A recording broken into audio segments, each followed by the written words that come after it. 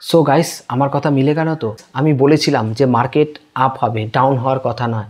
দেখতে দেখতে আজকে মার্কেটটা পার হয়ে গেল 22,900। হয়তো আগামী দিনে আরও হাই টাচ করতে পারে, কিন্তু এটাও বলে রাখা ভালো, মার্কেটে কোনো অঘটন না ঘটলে মার্কেটটা আপই থাকবে। এবার অঘটন ঘটে গেল, মার্কেট ডাউন করালো একটু, সেটা আলাদা ব্যাপার, কিন্তু আপই থাকবে। কারণ এই মাসটা হচ্ছে ইয়ার এন্ডিং মাস। এই মার্চ মাস আর এপ্রিল মাস ধরে কোম্পানিগুলো তাদের রেজাল্ট আউট করতে থাকবে। আর এরা কোম্পানিগুলো প্রফিটও দেখাবে, কারণ এরা চায় নতুন ইনভেস্টাররা তাদের স্টকগুলো বাই করুক, বা পুরনোরাও বাই করুক, এটাই চায়। আর বলে রাখি, এই প্রোমোটাররা আর ডিআইরা এরা এতদিন ধরে এত স্টক সেল করছিল যে বলার নয়। কারণ এরা এত মার্কেটটাকে নিচে নিয়ে গেছে, অনেক ইনভেস্টাররা এই মার্কেট ছেড়ে চলে গেছে।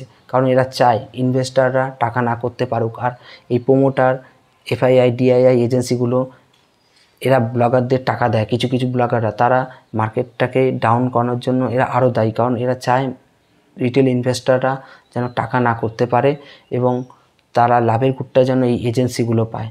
তাই এরা এত মার্কেটটাকে ডাউন করছিল।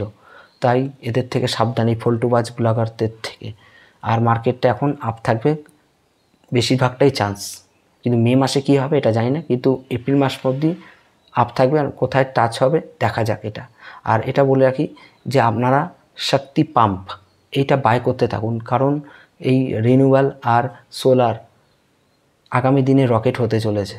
আর এটাও মিলিয়ে নেবেন, 2025-এর শেষে হয়তো মার্কেটটা 27,000 টাচ করতে পারে, এটা মিলিয়ে নেবেন। আর তার সাথে এটাও বলি যে যদি কয়েকদিনের জন্য প্রফিট করতে চান, তাহলে রেলের stock RBNL, IRFC, IRCON, RailTel এসবে অল্প কিছু টাকা লাগিয়ে আবার 7-8 দিনের মধ্যে বেরিয়ে যান, সুইং ট্রেডিং করুন। আর লং টার্মের জন্য শক্তি পাম্প বাই করে নিন। তারা এতটাই ভালো, এই স্টকটা অসাধারণ স্টক।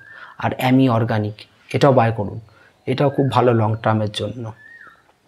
আর আমি সবসময় বলেছি আপনাদের ভালো হোক, আমি এটাই চাই। কারণ এই মার্কেট থেকে যেন রিটেল ইনভেস্টাররা, স্মল ইনভেস্টাররা টাকা করে নিয়ে যাক, এটাই আমার মেন উদ্দেশ্য।